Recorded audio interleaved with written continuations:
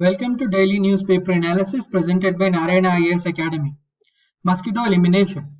Malaria is among the world's worst diseases. In 2016, the disease, which is caused by a parasite and transmitted by mosquitoes, infected 194 million people and caused 4,45,000 deaths. Scientists have discovered new ways to eliminate mosquitoes. The new technology manipulates mosquito genetics that forces the entire population of mosquitoes to self-destruct. The scientists envisage that mosquitoes can be eliminated within 2 decades. How? The team altered a gene that disrupts the mosquito's sexual development. The female becomes infertile and develops ambiguous sexual features. That is, they cannot bite because they have a male-type mouth parts. But the male remains able to spread the debilitating gene to an ever-dwindling number of progeny. Within 11 generations, the mosquito population can be eliminated. This is made possible through a technology called gene drive. Gene drive is a genetic mechanism that forces a gene of choice into all of organisms' offspring. Normally, in sexual reproduction, the gene would only pass through half of the progeny. With this, the major barriers to saving lives are arguably no longer technical, but they are social, diplomatic, and ethical. Human capital study. The association between investment in education and health and the country's GDP is strong, which the policymakers ignore at their own peril. As the world economy grows increasingly dependent on digital technology, from agriculture to manufacturing to saving industry, the human capital grows increasingly important for stimulating local and national economies. The study conducted by the Institute of Health Metrics and Evaluation at the request of the World Bank. It is the first of its kind to measure and compare the strength of countries in terms of human capital. The study underscores that when a country's human capital score increases, its economy grows. India's relative performance has been poor. India ranks 158th in the world for its investment in education and healthcare. The nation is placed behind Sudan and ahead of Namibia in the list. It shows that India is falling behind in the health and education in terms of quality and quantity. South Asian countries ranking below India in this report include Pakistan, Bangladesh, and Afghanistan. Open Data Initiative. Adobe, Microsoft, and SAP introduced the Open Data Initiative for consumption of private companies.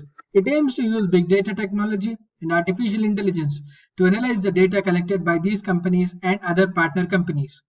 Its objective is to use artificial intelligence and cloud platform with them for customer experience management by empowering companies to derive more value from the data and deliver world-class customer experience in real time.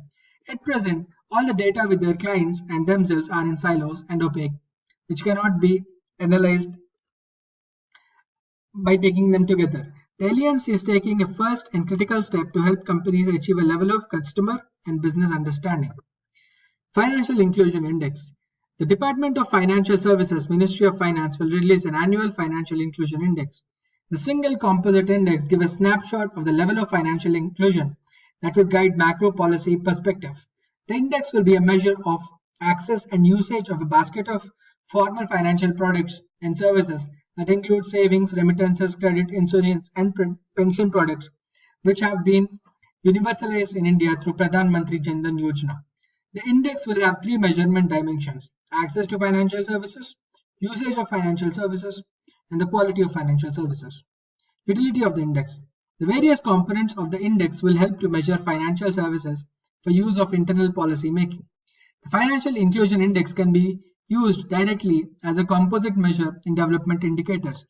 It enables fulfillment of G20 financial inclusion indicators requirement. And finally, it will also facilitate researchers to study the impact of financial inclusion and other microeconomic variables. State of Working in India Report 2018. With higher growth rates not having translated into more jobs and increases in productivity failing to spur a commensurate rise in wages, the government ought to formulate a national employment policy that takes the trends into account. Confirming the specter of job losses and the jobless growth, the study contends that with this divergence between growth and job has increased over time. In 1970 and 1980, the GDP growth was around 3 to 4% and employment growth was about 2%.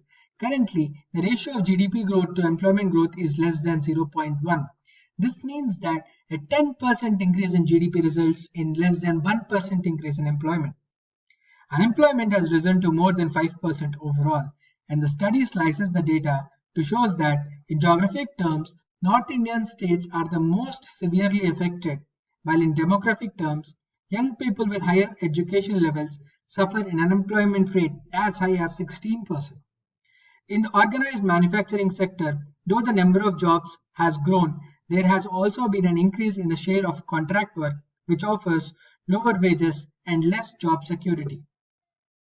Women's participation in paid workforce is still low, but the situation is unequal across the states. In Uttar Pradesh, only 20% of women are in paid employment for every 100 men, while that figure jumps to 50 in Tamil Nadu and 70 in Mizoram and Nagaland. With regards to earnings, the caste gap is actually large than the gender gap. Dalits and Adivasis are overrepresented in low-paying occupations and severely underrepresented in higher-paying ones, the study reveals. They earn only 55 to 56% of upper caste workers' earning.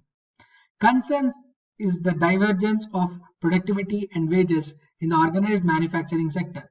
Labor productivity in this sector has increased 6 times higher than it was 30 years ago. However, the managerial and supervisory salaries have only tripled in the same period, while the production workers' wages have only grown a measly 1.5 times. This chart shows the rate of unemployment across different states. Ease of Living Index 2018. The index has been developed to allow the city managers to get a grip on the city's baseline and compare its performance across key indicators. The first edition of the index, released in January 2018, has ranked 111 Indian cities and was topped by Pune. The index covers 116 cities that are smart city conductors, capital cities, and cities with population of 1 million plus. The index captures the quality of life based on the data collected from urban local bodies on 4 parameters, which are further broken down into 15 categories.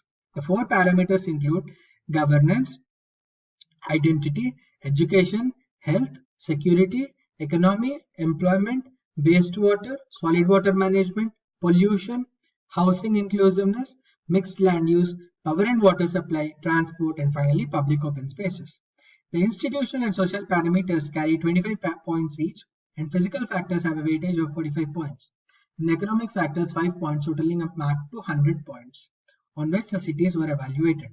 In this index, Andhra Pradesh has topped the Ease of Living Index rankings under AMRUT, Atal Mission for Rejuvenation and Urban Transformation.